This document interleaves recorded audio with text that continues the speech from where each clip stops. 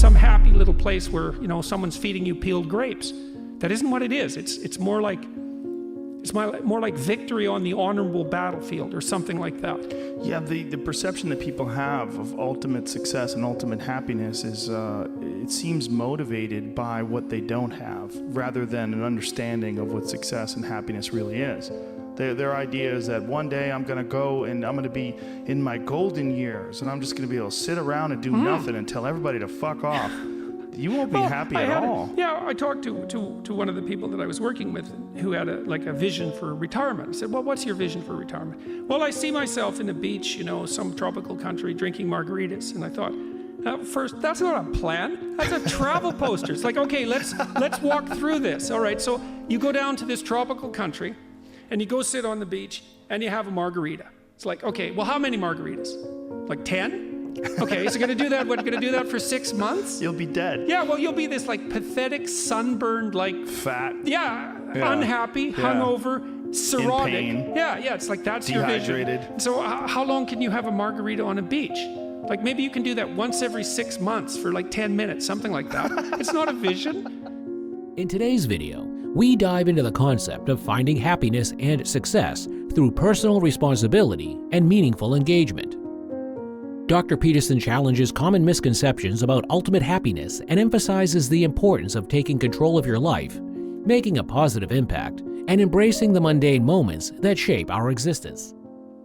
It's true, but when you are working and slaving away, you think about that beach with your feet up, and the waiter comes over. Would you like another margarita, Mr. Peterson? Yeah. Yes, I would. Yeah, absolutely. And you're like, absolutely. all right, but baby. Right, exactly. But it's like this 16-year-old fantasy of paradise. It's like, well, and it just doesn't work out. So and the thing is that the thing that sustains people through life really is the lifting of a worthwhile burden. It's something like that. And it's partly because we're social animals, right? It's like we're evolved to be useful to the people around us because they're much more likely to let us live if we're like that. Yeah. So, and it's been very fun especially talking to young men about this. It's like, well, and that's the other thing too, is I think the world is full of darkness, let's say. And we could say each of us have a little bit of light. And if we release that light, if we let it shine properly, Christ, it's too cliched to go on with in some sense, but the world is a lesser place if you do not reveal from within yourself what you have to reveal. And the fact that the world is a lesser place actually turns out not to be trivial. Like if you aren't everything you could be, more people will die, more people will suffer, more evil will be unconstrained, more tyranny will reign, more chaos will remain chaotic and dangerous, all of that. Do you mean this by this in the sense of like the old proverb of the wings of a butterfly fluttering become a hurricane?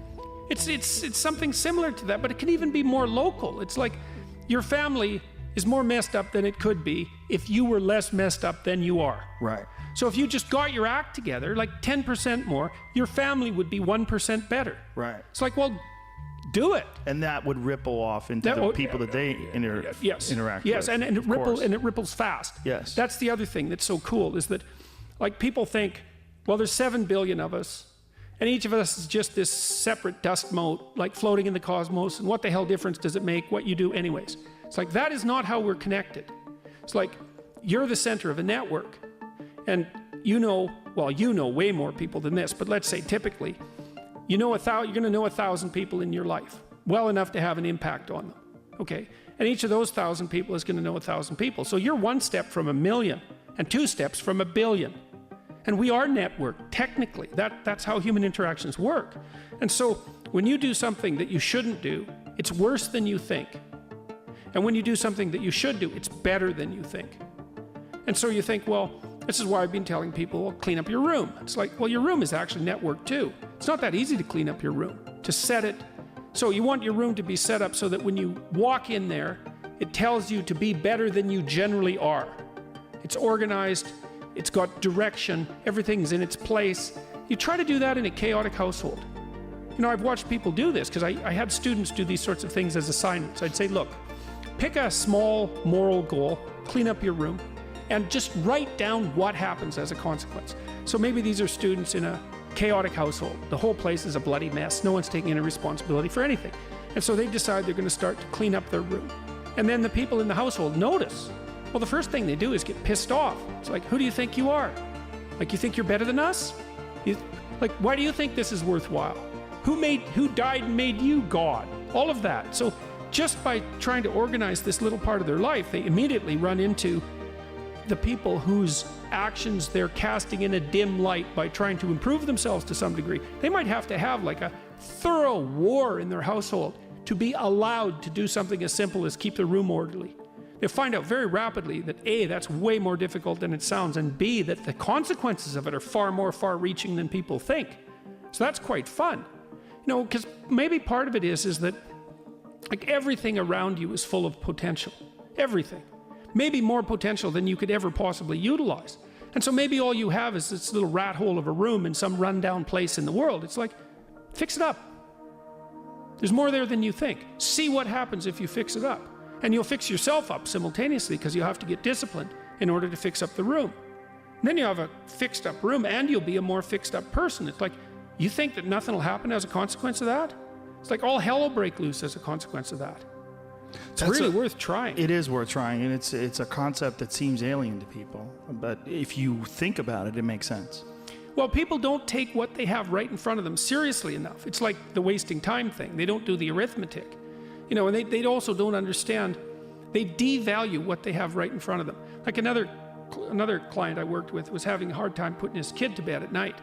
And so we did the arithmetic. It's like, well, I'm fighting with my kid for 45 minutes a night trying to get him to go to bed. Okay, so let's analyze that. All right, so what does that mean? Well, it means that both of you end the day upset. That's not so good, because why would you want that? It means that you're spending 45 minutes fighting when you could spend 20 minutes doing something positive, like reading to him, say. Means that you don't get to spend that time with your wife, so she's not very happy with you, plus you're annoyed because you don't see her, plus you blame it on the kid because he's the proximal cause. It's like, that's pretty damn ugly. And then let's do the arithmetic. It's like 7 days a week, 45 minutes a day, let's call that 5 hours, 20 hours a week, 240 hours in a year. You're spending a month and a half of work weeks fighting with your 4-year-old son. Think you're gonna like him? You don't like anyone you spend a month and a half a year fighting with. It's a bad idea. Fix it. It's important. Get him to bed, make it peaceful.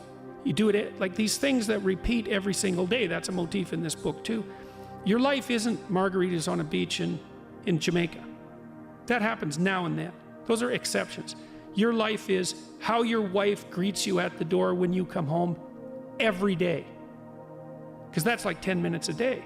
Your life is how you treat each other over the breakfast table. Because that's an hour and a half or an hour every single day. You get those mundane things right, those things you do every day. You concentrate on them and you make them pristine. It's like you got 80% of your life put together. These little things that are right in front of us, they're not little. That's the first thing. They are not little, and they're hard to set right. And if you set them right, it has a rippling effect, and fast too, way faster than people think.